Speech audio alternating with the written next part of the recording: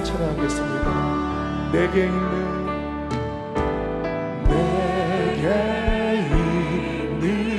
향유 오가 주께 가져와 그 발 위에 입 맞추고 깨뜨립니다.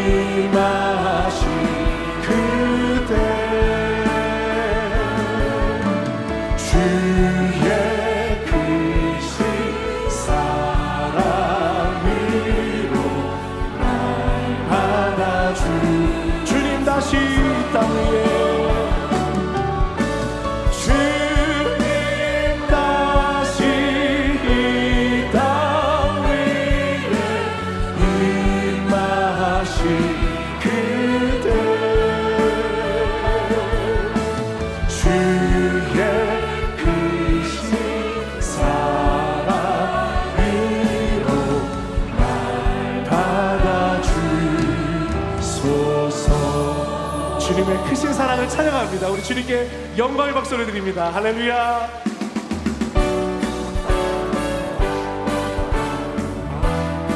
생명의 주님을 찬양합니다. 생명의 주여 멸류관 받으시옵소서. 날 위해 쓰신 가시관 나 기억합니다. 저 겟세마네 기도를 늘 기억하게 하시고 그 십자가의 은혜로 날 인도하소서. 누셨던 무덤 내게도 보이시옵소서. 잠드신 고난 천사가 굳게 지키었네. 저 겟세마네 기도를 늘 기억하게 하시고 그 십자가의 은혜로 날 인도하소서. 마리아처럼 새벽에 주께로 갑니다. 빈 무덤 내게 보이사 날 가르치소서. 저 겟세마네 기도를 늘 기억하게 하시고 그 십자가의 은혜로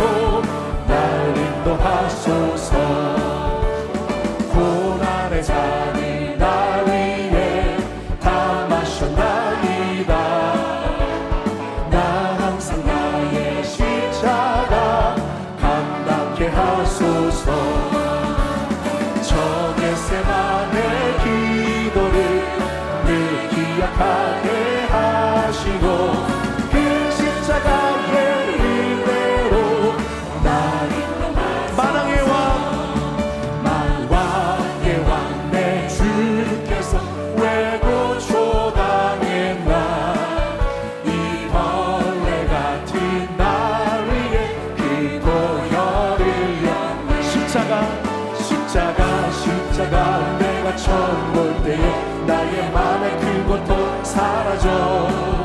오늘 믿고서 내 눈 밝았네. 참 내 기쁨 영원하도다. 주 십자가 못 박힌 속죄 한 말인가.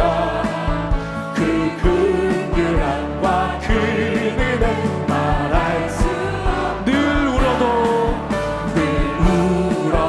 그 은혜 다 갚을 수 없네.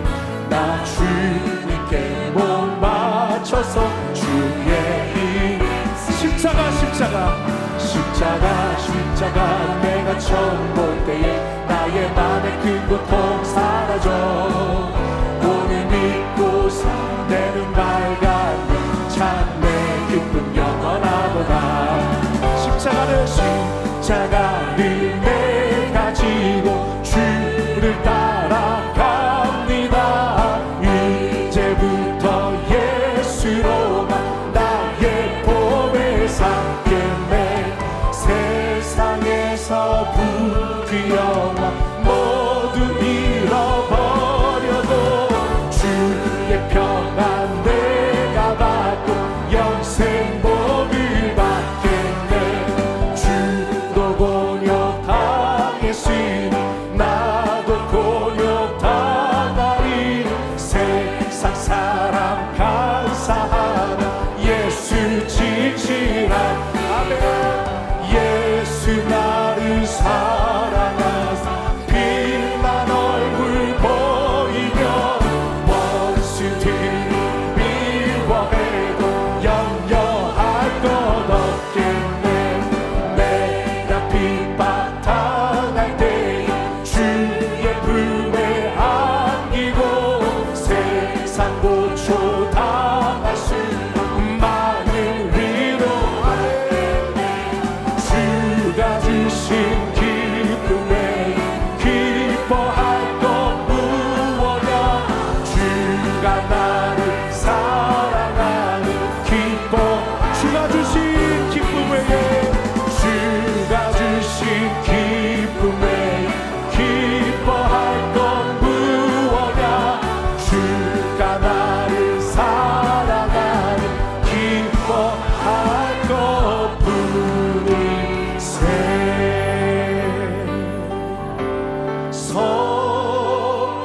성자의 귀한 몸 날 위하여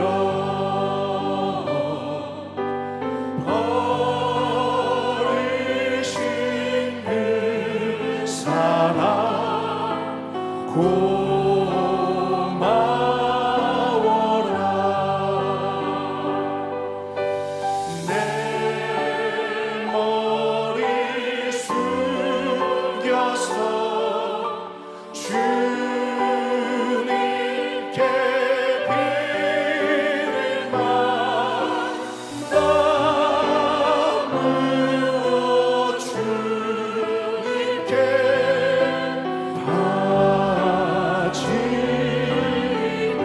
지금도 날 위해 지금도 날 위해 간구하시. 이 옅은 믿음이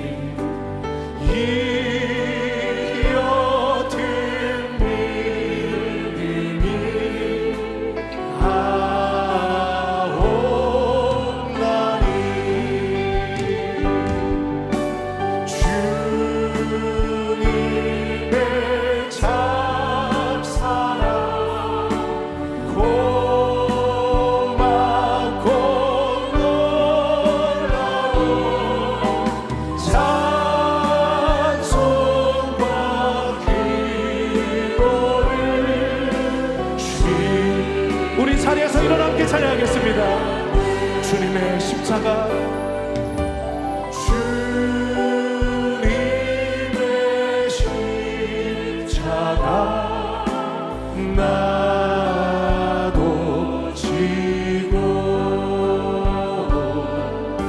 신실한 믿음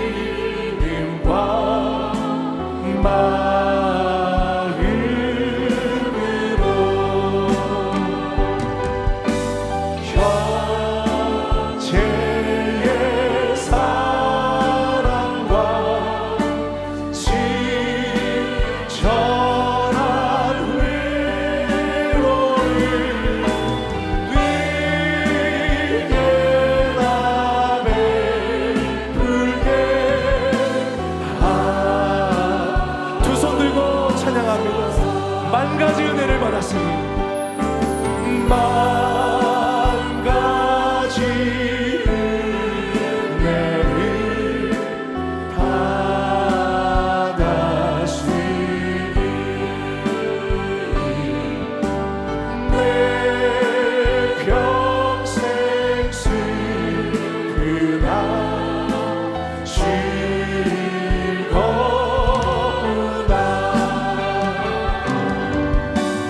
이 몸을 온전히 주님께 바쳐서 주님만 위하여 늘사 이 몸을 온전히 이 몸을 온전히 주님께 바쳐서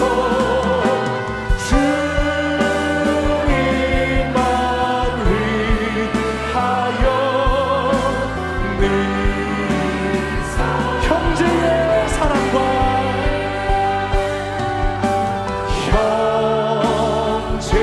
형제의 삶 주님을 닮은 친절한 위로를 네게 나 베풀게 하옵소서. 찬양하라 내 영혼아, 찬양하라 내 영혼아, 찬양하라 내 영혼아. 내 속에 있는 것들아 다 찬양하라. 감사하라 내 영혼아, 감사하라 내 영혼아. 내 속에 있는 것들아 다 감사하라. 기뻐하라 내 영혼아, 기뻐하라 내 영혼아.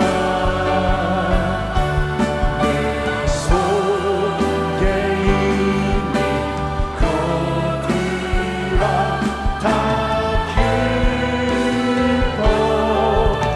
기뻐하라.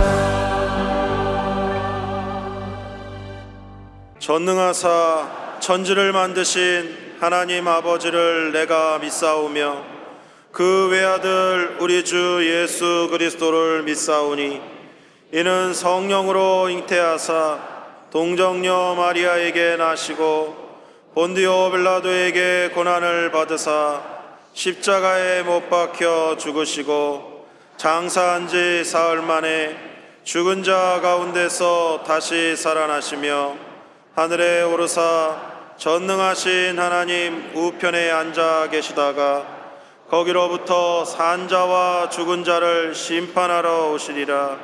성령을 믿사오며 거룩한 공교회와 성도가 서로 교통하는 것과 죄를 사하여 주시는 것과 몸이 다시 사는 것과 영원히 사는 것을 믿사옵나이다. 아멘. 사랑과 은혜가 풍성하시며 참으로 좋으신 하나님 아버지, 그 크신 은혜와 사랑에 감사와 찬송과 영광을 올려드립니다. 하나님께서는 세상을 이처럼 사랑하사 독생자 예수 그리스도를 이 땅에 보내주시고 십자가에 못 박혀 죽기까지 우리를 사랑해 주셨건만 우리는 서로를 미워하며 시기하고 환경을 원망하며 살 때가 있었습니다. 우리의 불순종의 죄를 회개하오니 용서하여 주시옵소서. 세계는 지금 전쟁과 지진으로 인한 고통과 산불로 인하여 많은 이재민들이 어려운 가운데 있사오니 속히 복구되게 하시고 어려운 경제가 회복되게 하여 주시옵소서. 역사의 주관자가 되시는 하나님, 이 나라는 지금 탄핵 정국으로 인하여 극심한 갈등과 혼란 가운데 있사오니 이 나라를 불쌍히 여기시고 긍휼을 베풀어 주시옵소서.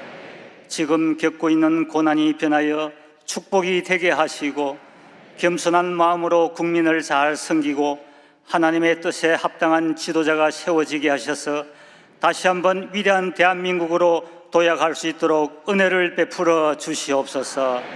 사랑의 주님, 우리 교회가 시대적 사명을 감당하기 위하여 끊임없이 변화되고 부흥 성장하게 하시니 감사합니다. 무엇보다도 교회 학교와 청장년의 젊은 세대 부흥이 강력히 일어나게 하시고 어려운 개척 교회와 선교지가 더욱 부흥되게 하옵소서. 국내 복음화와 세계 선교를 위하여 귀한 사역을 감당하시는 당회장 목사님에게 늘 강건함과 성령 충만함으로 붙들어 주옵소서. 오늘도 당회장 목사님께서 귀한 말씀을 들고 서십니다. 말씀에 기름 부어 주시고 성령님의 놀라우신 은혜와 권능이 임하여 주옵소서. 말씀 듣는 중에 주님 만나게 하시고 기도하는 가운데 치료가 임하게 하시며 마음의 소원을 가지고 나온 모든 문제마다 응답받고 돌아가는 복된 시간이 되게 하여 주시옵소서. 아름다운 목소리로 영광 돌리는 찬양대와 예배를 돕는 모든 손길들을 축복하여 주옵소서. 예수님의 이름으로 기도합니다. 아멘. 오늘 은혜 받으실 말씀은 마태복음 21장 1절에서 5절까지 말씀입니다. 마태복음 21장 1절에서 5절까지 말씀을 다 같이 봉독하겠습니다. 그들이 예루살렘에 가까이 가서 감람산 벳박에 이르렀을 때 예수께서 두 제자를 보내시며 이르시되 너희는 맞은편 마을로 가라. 그리하면 곧 매인 나귀와 나귀 새끼가 함께 있는 것을 보리니 풀어 내게로 끌고 오라. 만일 누가 무슨 말을 하거든 주가 쓰시겠다 하라. 그리하면 즉시 보내리라 하시니 이는 선지자를 통하여 하신 말씀을 이루려 하심이라. 일러스되 시온 딸에게 이르기를 내 왕이 내게 임하나니 그는 겸손하여 나귀 곧 멍에 매는 짐승의 새끼를 탔도다 하라 하였느니라. 아멘. 함께 인사 나누겠습니다. 사랑의 예수님이 우리와 함께 계십니다. 예수님 안에서 좋은 일이 있습니다.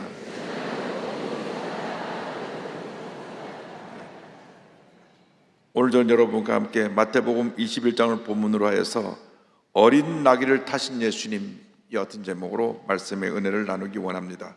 제목을 한번 크게 따라해 주시기 바랍니다. 어린 나귀를 타신 예수님,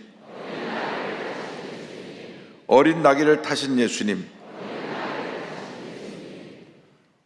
오늘은 교회력으로 말하면 종려주일입니다. 2000년 전에 예수님께서 영광 가운데 온 백성들의 환호를 받으면서 예루살렘 성에 입성하신 날입니다. 모든 백성들이 나와서 겉옷을 깔고 종려나무 가지를 흔들며 예수님을 환영했습니다. 그들은 예수님이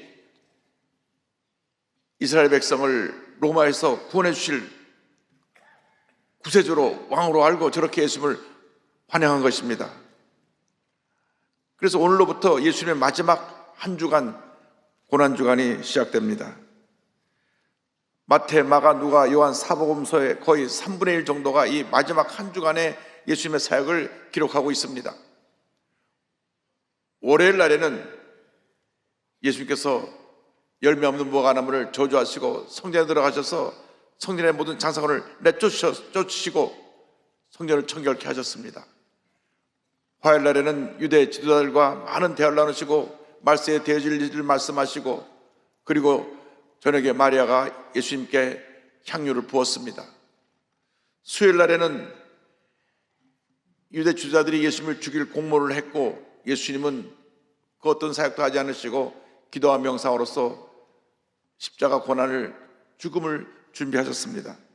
목요일 날에는 제자들과 마지막 만찬을 하신 후에 겟세마네 동산에 올라서 하나님 앞에 부르짖어 기도했습니다. 그리고 금요일 한밤중에 붙잡혀서 불법 재판을 받으시고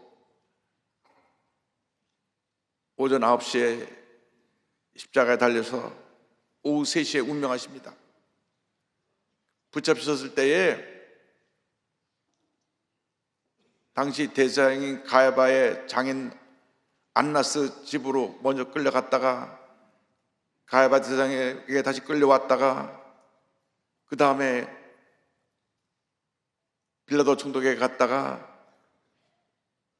또 빌라도 총독이 헤롯 왕에게 보니까 헤롯 왕에게 갔다가 다시 빌라도 총독에게 와서 새벽 6시쯤 사형 언도를 받고 오전 9시에 십자가 달리사 오후 3시에 숨을 거두신 것입니다. 이것이 이번 한 주간에 일어나는 예수님의 마지막 한 주간의 놀라운 사역의 내용입니다.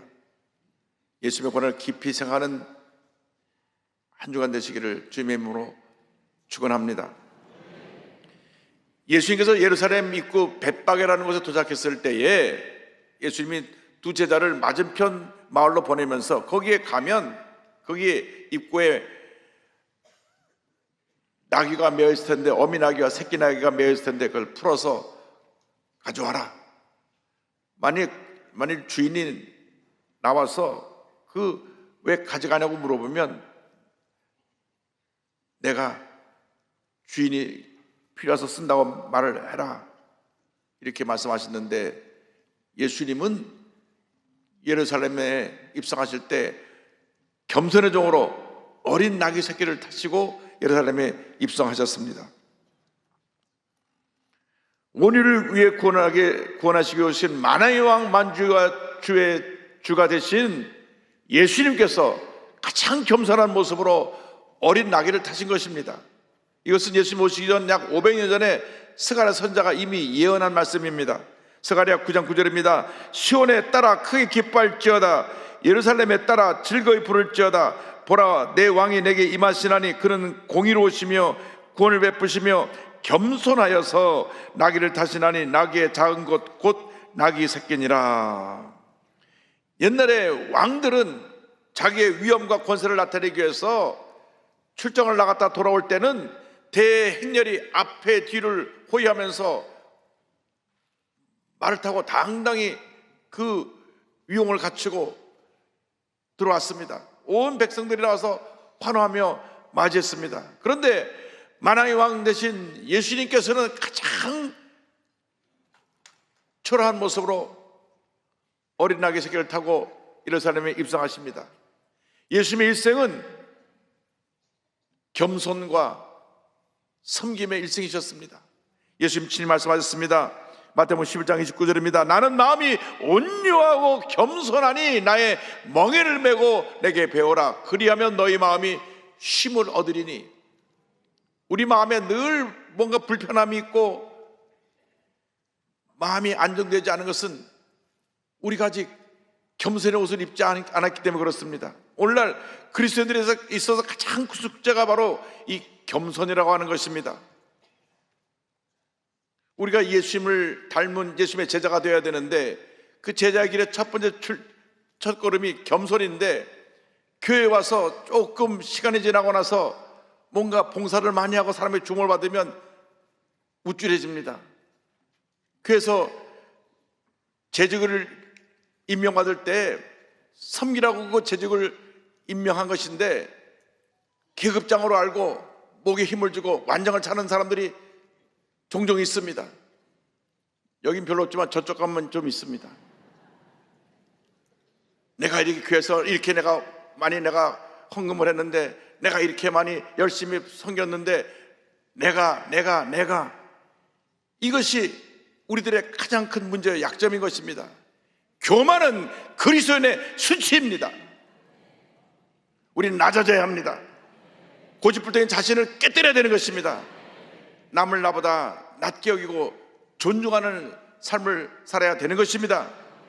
예수님처럼 우리는 낮아져서 성경의 삶을 살 때 하나님의 은혜가 임하는 것입니다.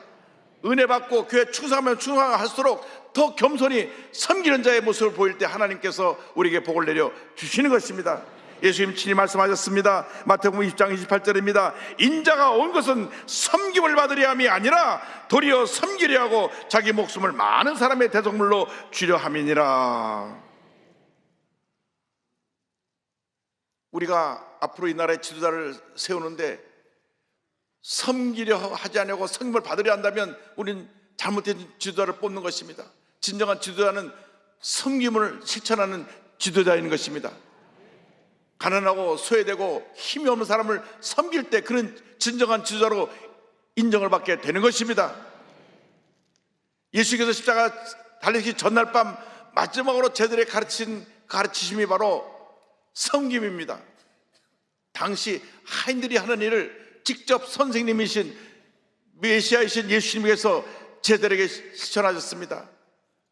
밖에서 주인이 나가서 일하고 들어오면 하인이 문 앞에서 기다리고 있다가 들어오는 때 대야에다가 물을 떠서 주님의 발을 씻습니다.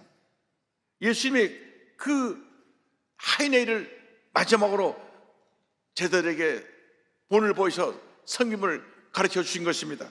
요한복음 13장 14절 15절입니다. 내가 주와 또는 선생이 되어 너희 발을 씻었으니 너희도 서로 발을 씻어주는 것이 옳으니라. 내가 너에게 행한 것 같이 너희도 행하게 하여 본을 보였노라. 예수님은 가장 낮아진 모습으로 일생 하나님을 섬기시고 사람을 섬기시다가 십자가에 달리셨습니다. 빌립보서 2장 6절 8절은 설명합니다. 그는 근본 하나님의 본체시나 하나님과 동등됨을 취할 것으로 여기지 아니하시고 오히려 자기를 비워 종의 형체를 가지사 사람들과 같이 되셨고 사람의 모양으로 나타나사 자기를 낮추시고 죽기까지 복종하셨으니 곧 십자가에 죽으심이라. 예수님은 힘들고 어려운 고난의 길, 십자가의 그 길을 홀로 묵묵히 걸어가셨습니다. 예수님을 본받아 겸손과 섬김의 삶을 살아가는 여러분 모두가 되기를 바랍니다. 여러분의 섬김으로 이 세상이 아름다워질 것입니다. 이 나라가 이렇게 혼돈성에 빠진 것은 섬기려 하는 사람이 많지 않고 섬김을 받으려 하는 사람이 많기 때문에 이러한 혼돈에 빠진 것입니다. 우리는 섬김의 삶을 살아야 됩니다.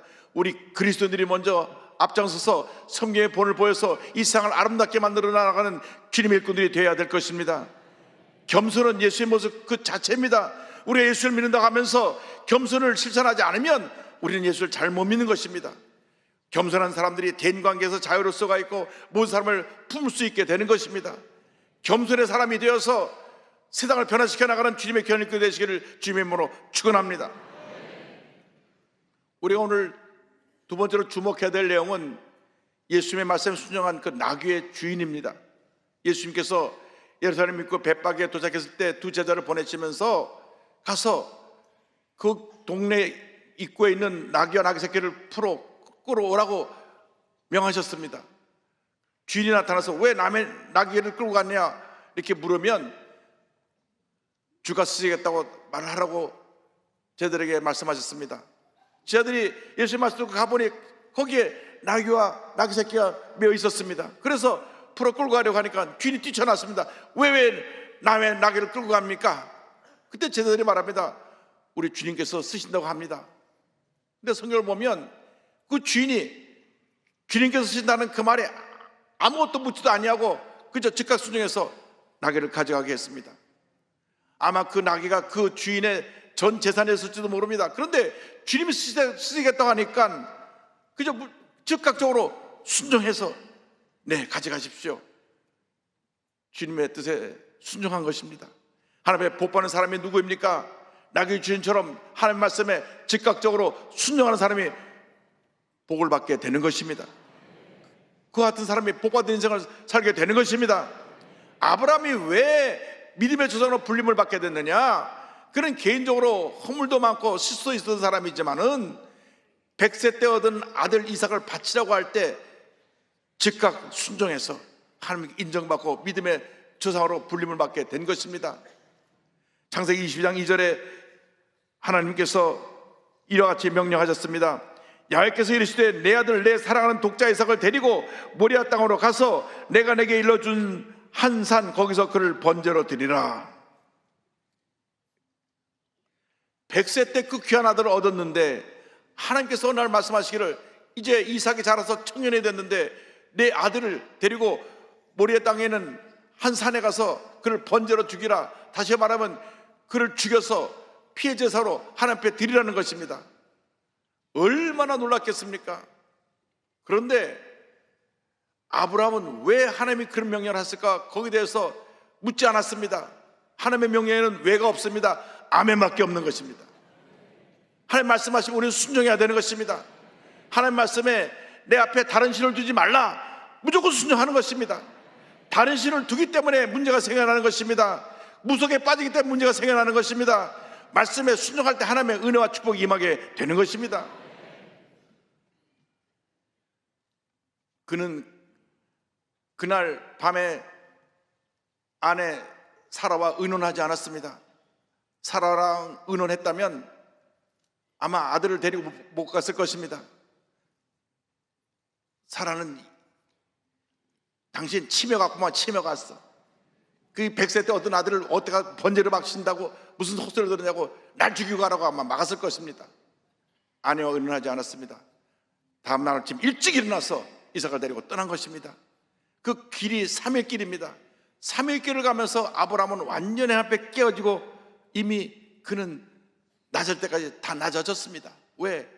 마지막으로 자기가 갖고 있는 가장 사랑하는 자기의 전부와 같은 아들을 하나님께 바쳐야 되기 때문에, 그래서 하나님께 바치려고 모리아 땅에 있는 한 산에 올라갔을 때 하나님께서 칼을 들었을 때 그를 막으시고 그를 위해서 수장을 예배해 놓으신 후에 이와 같은 축복의 말씀을 주셨습니다. 히브리 창세기 22장 16절 17절입니다. 이르시되 야훼께서 이르시기를 내가 나를 가리켜 맹세하노니 내가 이같이 행하여 내 아들 내 독자도 아끼지 아니하였음즉 내가 내게 큰 복을 주고 내 씨가 크게 번성하여 하늘의 별과 같고 바닷가의 모래와 같게 하리니 내 씨가 그 대적의 성문을 차지하리라. 하나님 말씀에 순종하는 자에게 하나님의 은혜와 축복이 임하게 되는 것입니다. 주님 말씀하시면 절대로 순종하는 여러분들가 되길 바랍니다. 하나님의 말씀에 순종하고 말씀대로 살아갈 때 하나님의 은혜가 임하고 축복이 임하게 되는 것입니다. 신명기 28장은 말씀에 순종할 때 하나님께서 주신 놀라운 복에 대해서 1절부터 14절까지 말씀하고 있는데 1절만 제가 봉독합니다. 내가 내 하나님 야훼의 말씀을 삼가 듣고 내가 오늘 내게 명령하는 그의 모든 명령을 지켜 행하면 내 하나님 야훼께서 너를 세계 모든 민족 위에 뛰어나게 하실 것이라. 할렐루야. 말씀을 지켜 행하면 우리 세계 모든 민족 위에 뛰어나게 하신다고 약속하셨습니다. 지금 이스라엘 백성 유대인들이 900만 명밖에 되지 않지만은 또 전 세계 터져 있는 유대인은 다 합쳐도 그 숫자가 많지 않지만은 온 세계에 뛰어난 리더들이 되고 온 세계 경제를 움직이는 사람 바로 유태계 사람들인 것입니다. 왜? 지금도 말씀을 지켜 행하기 때문에, 지금도 말씀이 가장 그들의 삶에서 중요한 위치를 차지하고 있고, 아이가 태어나서 하나님의 말씀을 배우고 말씀을 순종하는 걸 배웠기 때문에 하나님께서 높여주신 것입니다. 우리가 말씀에 순종하면 하나님이 우리를 높여주십니다. 하나님의 복을 내려 주시는 것입니다. 밤낮 옳고 그런 것을 따지고 비판적인 입장에서 남을 늘 판단하고 하는 분들이 있습니다. 그는 혼자 의로운 것 같은데 열매가 보이질 않습니다. 사람들과 잘 충돌하고 문제를 일으키는 것가 많이 있습니다. 여러분, 재판장은 우리 하나님이십니다. 우리는 하나님의 마음을 가지고 사랑하고 용서하고 화목하고 하나가 되어야지, 판단하고 비판하고 부정적인 생각을 가지고 남을 물고 뜯으면 우린 비참하게 되는 것입니다. 우리 대한민국에 남을 격려하고 살리는 사람보다 물고 뜯는 사람이 더 많아진 것 같습니다. 그러니까 정치권이 이렇게 난장판이 되고 이렇게 나라가 총체적인 문제에 빠지게 된 것입니다. 우리 기독교인들이 회개해야 됩니다. 기독교인들이 그러한 정치적인 풍조에 편성해서 서로 물고 뜯고 싸웠기 때문에 오늘날 우리가 이 같은 어려움에 빠지게 되었습니다. 주님 용서하여 주옵소서. 이제 우리가 서로 물고 뜯고 비판하지 않게 하여 주시고 사랑하고 용서하고 화목하고 하나가 되게 하여 주옵소서. 주의 말씀에 절대적으로 순종하게 하여 주옵소서. 성경에 남을 비판하지 말라고 했는데 우리가 비판했기 때문에 주님이여 우리의 잘못을 용서하여 주옵소서. 이제는 비판하는 것이 아니라 화목하고 용서하고 화해하고 하나 되는 그 같은 주님의 일꾼들이 되게 하여 주옵소서. 그때 하나님의 은혜가 임하는 것입니다. 예수님은 하나님한테 전적으로 순종하셔서 십자가에 달리신 것입니다. 빌립보서 2장 8절은 말씀합니다. 사람의 모양으로 나타나사 자기를 낮추시고 죽기까지 복종하셨으니 곧 십자가에 죽으심이라. 순종하여 복받는 여러분 모두가 되기를 주님으로 축원합니다. 비판적이고 부정적인 체제를 바꾸시기 바랍니다. 하나님 앞에서 순종적이고 늘 긍정적인 모습으로 바꿔지면 하나님의 복이 개인, 가정, 생활, 자녀, 범사에 넘치게 임하게 될 것입니다. 말씀에 대한 순종이 모든 문제 해결의 답인 것입니다. 순종의 사람이 되기를 주님의 이름으로 축원합니다. 오늘 우리가 끝으로 기억해야 될 것은 예수님께서 십자가에서 온 인류를 위해서 희생하셨다고 하는 이 놀라운 사실입니다.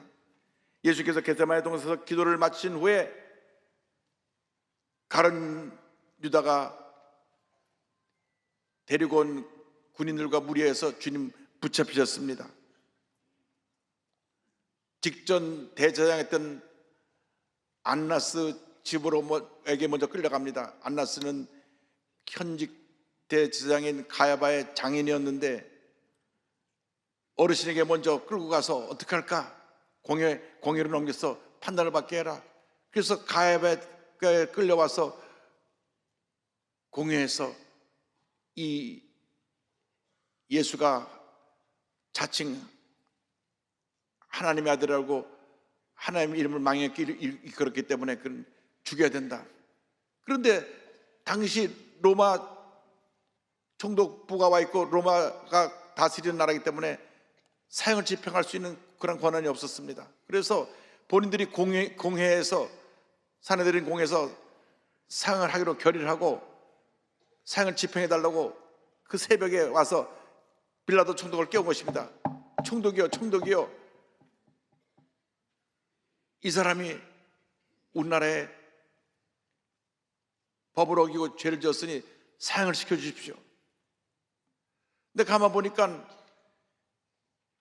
사형을 할 만한 특별한 죄를 지은 것이 발견되지 않아서 당시 그 유대 나라의 왕인 헤로드 왕에게 보냅니다. 로마가 자치권을 줘서 각 지역에 왕을 세워서 왕이 자기 나라를 다스리게 하고 그 왕을 다시 총독이 컨트롤하는 그러한 그 당시 정치적인 지배력을 갖고 있었는데 헤로드 왕에게 가보니까 헤로드 왕에게 가서 예수에 대해서 궁금했던 사람 이런저런 말을 물어보는데 아무 말도 답을 하지 않으니까 다시 헤로드 왕이 빌라도에게 돌려보냅니다. 빌라도에게 왔을 때 빌라도가 아무리 봐도 사형을 시킬 만한 그런 죄목이 없기 때문에 살려주라고 노력을 했지만 유대 지도자에게 매수된 군중들이 소리쳤습니다. 십자가에 못 박으시오, 십자가에 못 박으시오, 십자가에 못 박으시오. 예수님은 한마디도 빌라도 앞에 변명하지 않으시고 묵묵히 사형을 받고 십자가에 달리셨습니다. 십자가에 달리서 자신의 죽음으로 온 인류의 구원의 놀라운 역사를 이루신 것입니다. 이것이 주님의 사랑입니다. 이게 주님의 희생입니다. 누가 우리를 위해서 이 같은 희생을 할 수가 있습니까?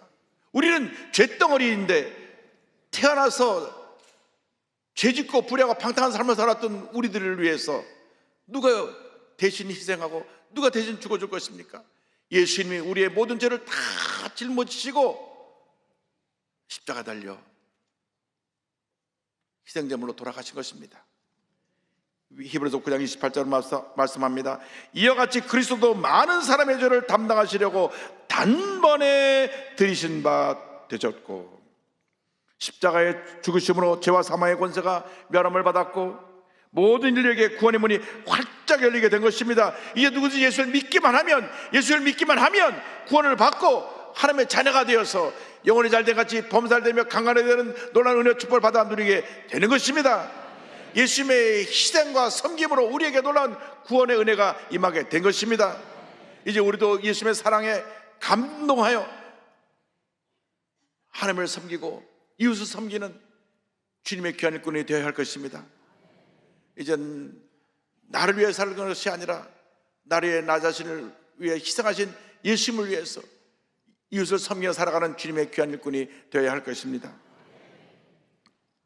대를 이어서 한국에 와서 우리 한국 사람을 섬기며 예수님의 희생을 몸소 실천한 제임스 홀 선교사님이 계십니다.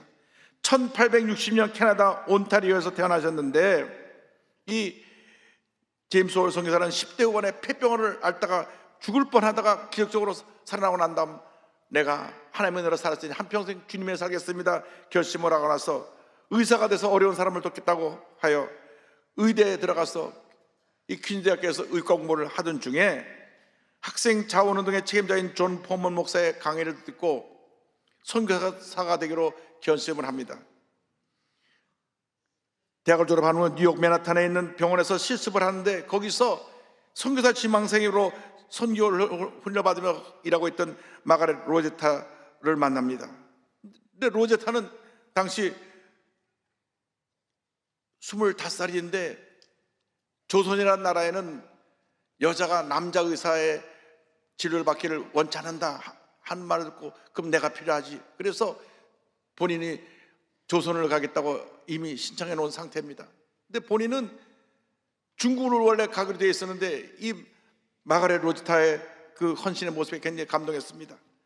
그래서 먼저 이 로제타가 1890년 10월 13일에 한국에 들어왔고 제임스 홀 선교사는 중국을 거쳐서 그 다음에 조선으로 들어옵니다. 그리고 나서 1892년 6월 27일 결혼식을 하게 되는데 조선 최초의 서양 결혼식이었다고 합니다. 그리고 나서 아들 쇼드 홀을 낳습니다. 그래서 제임스 홀이 당시 굉장히 외세에 대해서 거부감을 갖고 있고 보수적인 지역이었던 평양으로 파견을 받습니다. 다들 그쪽으로 가면 위험하겠다고 말렸는데 본인은 내가 주님의 사랑을 실천하러 왔기 때문에 내 생명보다 더 귀한 것이 주의 사랑을 전하는 것이라 했습니다.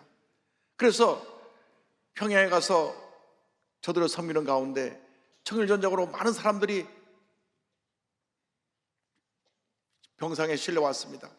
그를 고치는 중에 평양에 전염병이 창궐했는데 본인도 그 병에 감염되어서 1994년 11월 24일 날 34살의 나이로 세상을 떠납니다. 그때 그 아들은 1살, 그 부인의 뱃속에는 7달 된 딸이 있었습니다. 그가 죽기 전에 이와 같이 말합니다. 내가 평양으로 간 것을 후회하지 말아요. 나는 그리스도를 위해 그 일을 했어요. 미국에서 로제타 홀의 어머니가 사이가 이 병에 감염돼서 죽었다는 얘기를 듣고 딸이 임신했다는 얘기를 듣고 미국에 와서 좀 안정을 하고 아이도 낳고 하라. 그래서 미국으로 들어가서 둘째 딸 에디스를 낳습니다. 그런데 미국에 가보니까 자기와 남편을 파송한 그 교회에서 자기들에서 그렇게 눈물로 기도하는 모습에 큰 감동을 받았습니다. 아이를 낳고 난 다음 내가 나의 삶을 바쳐 헌신할 곳은 다시 한국밖에 없다, 조선밖에 없다. 그래서 다시 조선으로 돌아옵니다. 그때 어린 아들과 딸을 데리고 돌아올 때 나중에 이 같은 편지가 일기가 남겨 있는 내용이 나중에 발견됐습니다. 엄마는 다시 한국에 가서 사역을 맡기로 결정했다. 엄마는 이것이 하나님께서 바라시는 일이라 생각한다. 엄마는 많은 기도를 했었다. 만약 하나님의 뜻이 아니라면 한국으로 가는 길을 막아주시고 이곳에서 할 일을 열어달라고. 그런데 한국의 사역은 여성 해외 선교회와 한국 양쪽에서 활짝 열려있고 이곳에서의 사역은 막히고 있다. 그녀는 한국에 돌아와서 평양에 남편을 기념하는 기홀병원을 세우고 그곳에서 열심히 환자를 치료하는 중에 미국에서 나와서 한국에 들여온 딸 에디스가 2살 만에 황토병으로 죽습니다. 황토병으로 죽습니다. 34살에 자기 남편을 잃고 또 2살 된 딸을 또 잃은 것입니다. 그래서 이 딸을 다시 남편 옆에 묻고 그 다음 자기 아들을 꼭 품에 안고 내가 조선을 위해서 일생을 헌신하겠다고 결심을 합니다. 평양의 오마니로 불렸던 그녀는 1933년 1일까지 조선여자의학 강습소 현 고려대학교 의대 전신이고요, 동대문 부인병원 현 이화여대 의료원 전신입니다. 고려대 의대, 이대 의대 다 이분이 시작한 것입니다. 그리고 한국 최초로 한국 맞춤법에 맞는 점자법을 개발해서 조선 최초의 맹학교인 평양 여맹학교를 세웠고 평양의 북쪽 처음 여성 전문 병원인 광해여원도 엽니다. 길에서 죽어가는 어린아이를 데려다가 미국에 유학을 시키고 조선 최초의 여의사를 만들었는데 그분이 바로 박에스더입니다. 한국에서 43년을 섬긴 이 로지타 선교사는 1933년 미국으로 돌아갔는데 1951년 85세를 일기로 수천하면서 그 유언에 따라 남편이 묻힌 한국당 양화진 묘지 옆에 남편 옆에 안장되었습니다. 그 아들 쇼우드 홀은 어릴 때 이모처럼 살아던 여의사 박에스더가 결핵으로 죽은 것에 충격을 받아서 조선에서 결핵을 퇴치하기로 결심하고 토론토 대학을 졸업한 후 1924년 뉴욕 롱아일랜드 홀스빌 서포크 결핵요양원에서 결핵에 대해서 연구하고 1925년 8월 미국 감리회 의료선교사로 임명되어 아내 메리언과 함께 다시 한국으로 들어옵니다.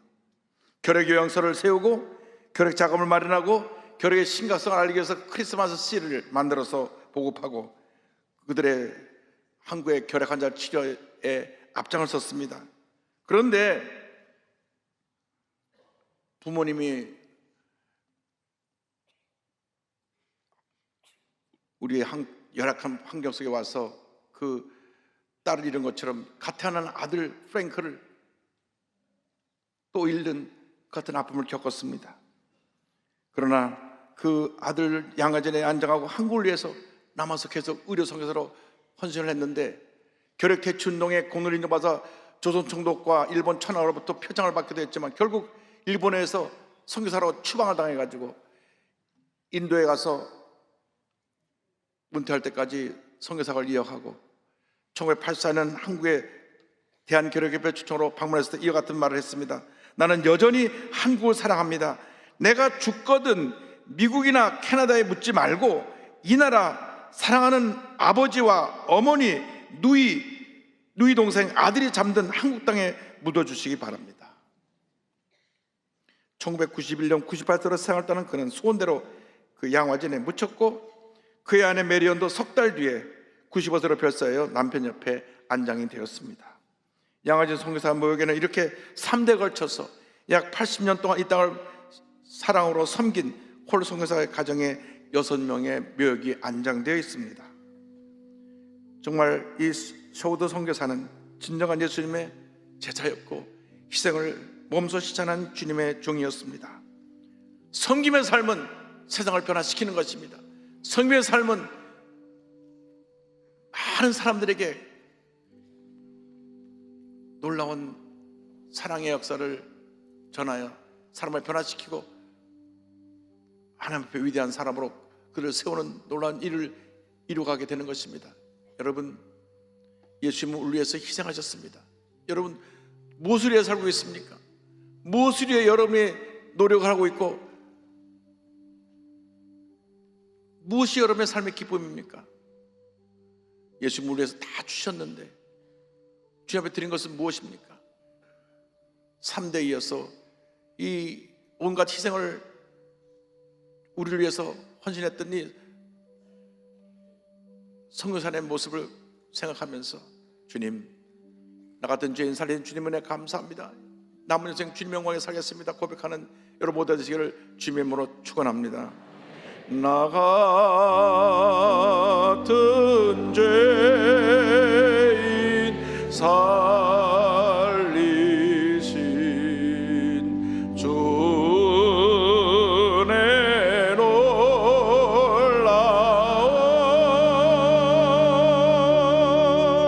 잃었던 생명 찾았고 광명을 얻었네. 큰 죄악에서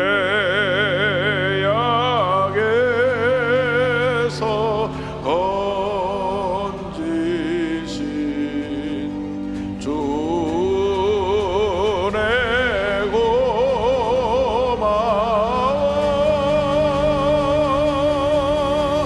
나 처음 믿은 그 시간 쏟아지는 포탄으로 귀하고 미국의 젊은 장병 3만 명 한미 동맹은 소비에트 이제껏 내가 지금처럼 한미 동맹이 굴러갈 수 있는 데는 한미 양국 기독교 지도자들의 역할이 있습니다. 주님의 특히 민간 외교의 대표 주자로 이용목 목사는 2017년부터 미국 주요 도시에서 한미 지도자 기도회를 지속적으로 개최해왔습니다.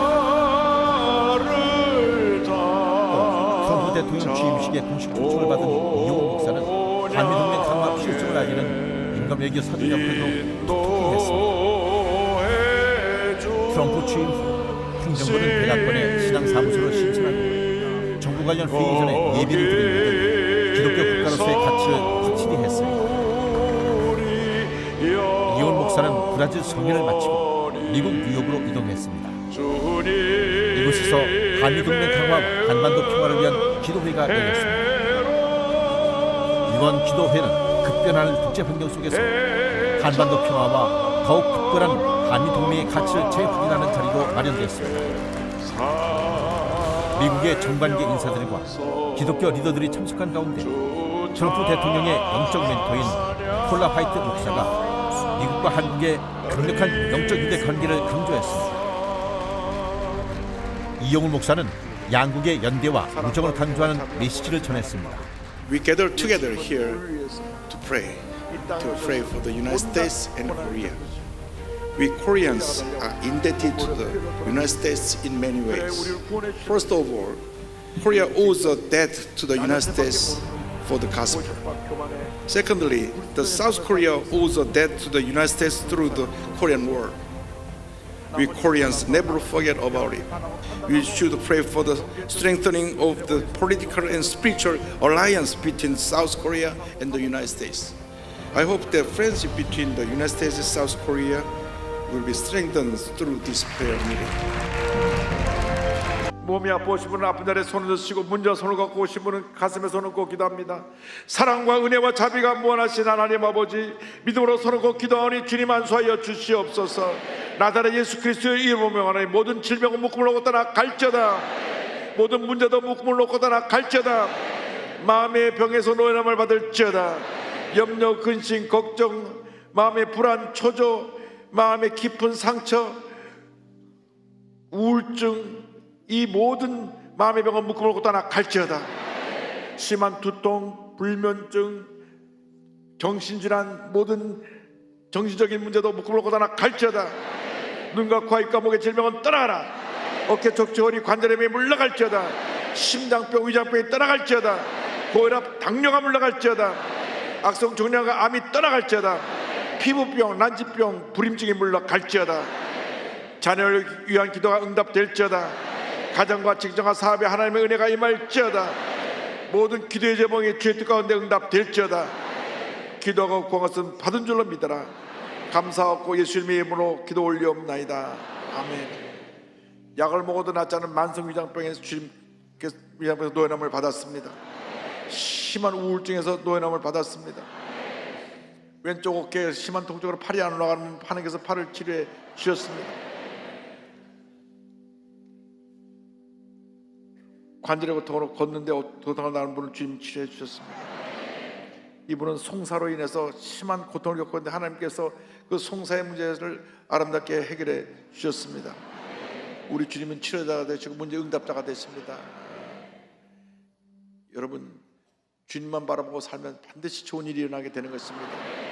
저 옆에 계신 분하고 이렇게 인사하고 자리에 앉겠습니다. 섬기며 살겠습니다. 감사의 을 드립니다.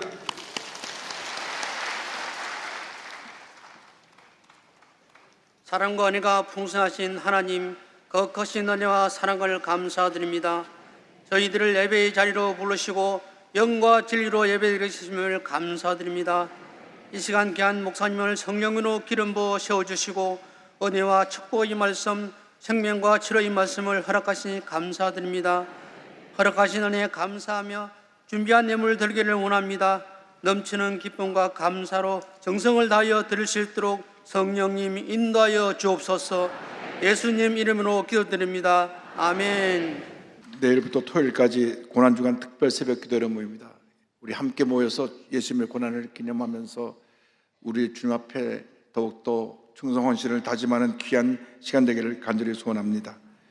다음 주일은 우리 기독교 신앙에서 가장 핵심이 되는 부활신앙, 그 바로 부활주일입니다. 예수님께서 2000전에 부활하셨는데요, 부활의 소망을 주신 우리 주님께 감사하는 마음으로 감사의 예물도 드리고 또 우리 주님 앞에 기쁨과 감사 예배를 드릴 수 있도록 기도로 준비하고 오시기를 바랍니다.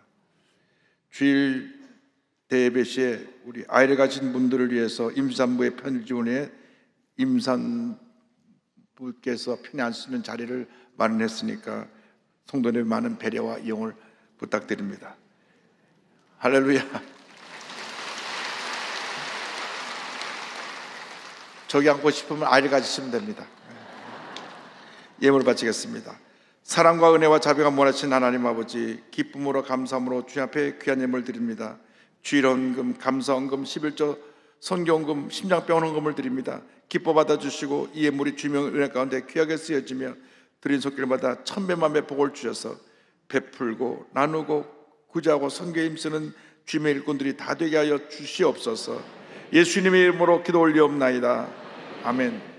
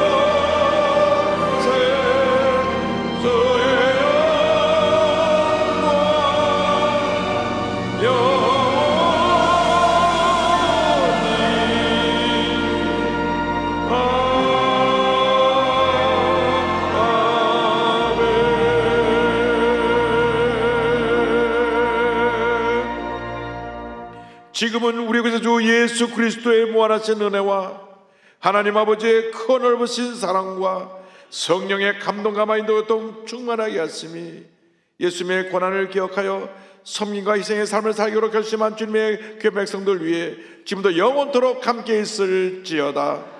아멘. 좋으신 하나님, 좋으신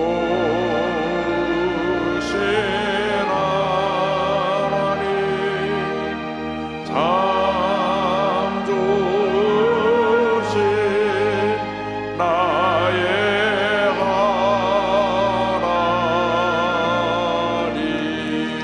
할렐루야. 하나님께